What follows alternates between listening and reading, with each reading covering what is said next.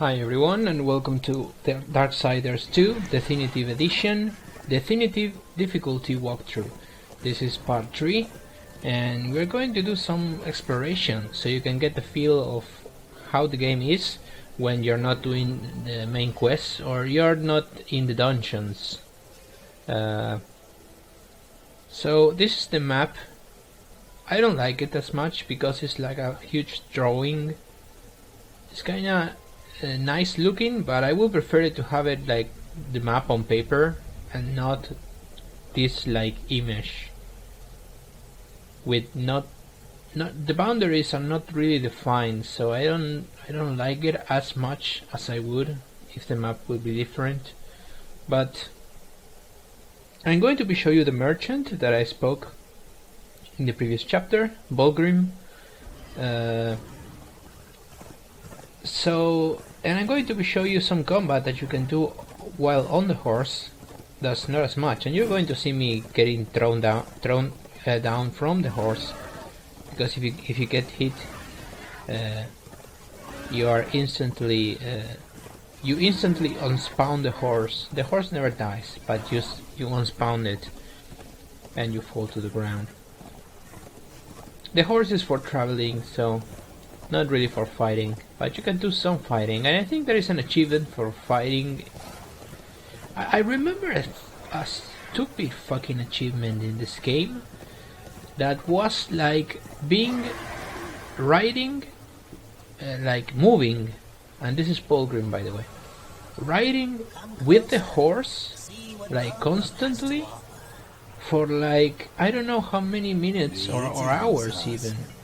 And I remember some people doing a trick that was leaving both the sticks like with tape on them and moving like in a round way, in a circle, and getting the achievement that way, because the achievement is so fucking stupid that I couldn't believe it when I heard it. I didn't got it because I'm not gonna do that. I don't care. But I remember that achievement from that game being really fucking baffling. But this is Bulgrim. We're going to encounter it many times throughout the game. We are going to be giving him some collectibles. There are the coins that we got one in the previous video, and he's gonna ask us to get pages from the Book of the Dead, and it's going to reward us when we deliver each page. It's just collectibles in the game, guys. It's not a big deal. You can also buy items, by the way, talismans from him, and you can also see that boxes. You change those boxes with the coins, and the boxes are random, so it can give you a randomized item. But if you get a few coins, like 10 maybe, I think there is a box for 10 coins, I will go for it. So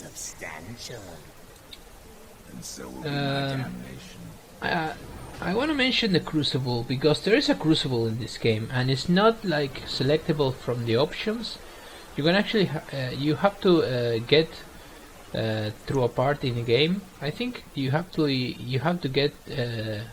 beat the guardian enemy, and then you're going in the totem. I know that I'm calling it bad. The tome. You go to the tome, and it's going to be a sort of invitation in the tome for you to get to the crucible. And the crucible is exactly the same thing that you will think of Devil May Cry. It's the same fucking thing. It's a combat arena that throws waves of enemies at you, and you get rewards. And I'm going to explain it in detail because it's actually really fun. And the thing is, the crucible is going to throw 25 waves each time, and after the 25 waves of enemies, Of course the difficulty is going to increase through the waves. And each time a wave ends, that means that you defeated 25 waves, you're going to get a loot chest. And if you open that chest, you cancel the next 25 waves. And you get a randomized item from the chest. But you cancel the next waves. But if you don't get the chest and you decide to continue, you're going to get another 25 waves. But if you die in some other of the 25 waves, you don't get checkpoints, you don't get save games or anything like that. There are a total of 100 waves, and if you get to the wave 100, you get the Abyssal Spolders and the Assassin Talisman. They are really, really good. If you get to the wave 75, you get the Barb Defilers, which is a really, really good weapon. And if you get to wave 50, you get the Abysmal Armor Boots, that are really good boots.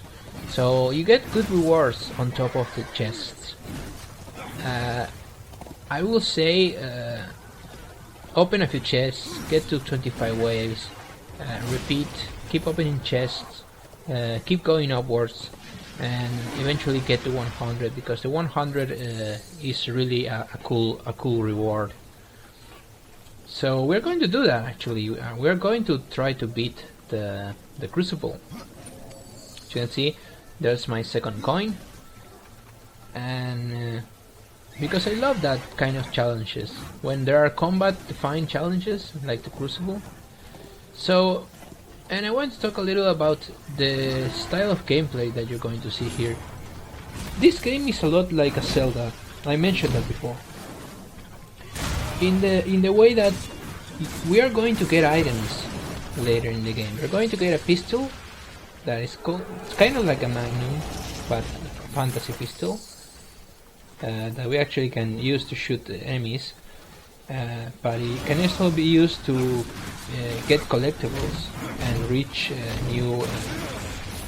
new environments. And like a Zelda game, every time you get a new item, for example, another item is a grapple. It's a kind of like a skull-shaped grapple. I don't remember the name, but when we get it, we'll see it. And when you get the grapple, you also will be able to get to new grounds. And a lot of the bosses, the side bosses that we got from turn that we have to do, are going to need some of these items to get to them, and some others do not. So, and a lot of the exploration with these items is like it's not like something is going to get you lost in the game. It's not something that you have to do. The game is very linear. If you follow the sequence of main missions, you're going to get all the items, and you're going to get through all the dungeons.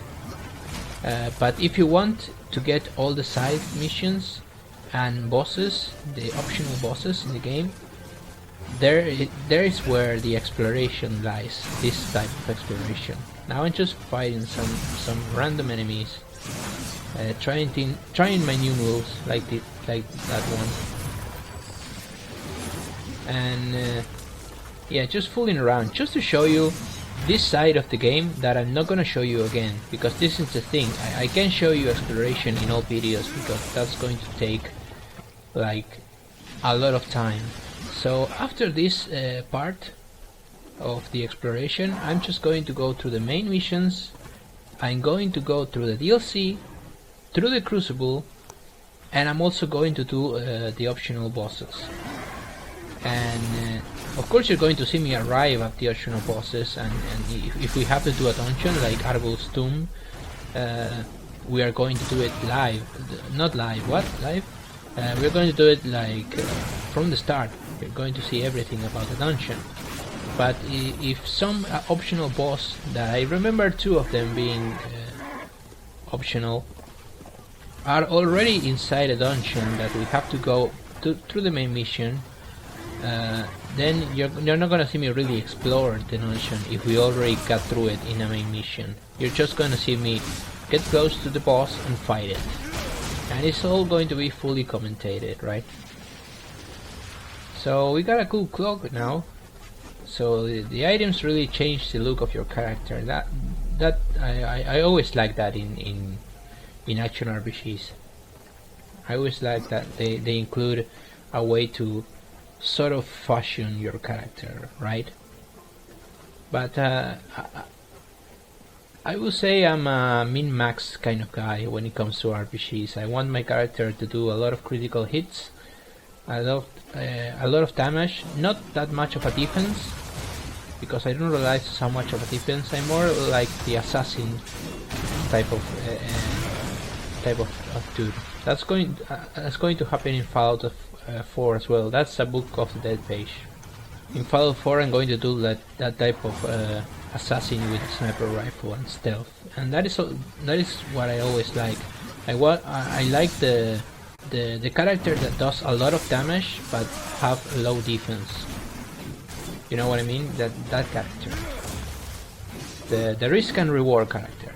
I really enjoy that kind of character. So we're gonna build Death towards that kind of combat scenario and mechanics.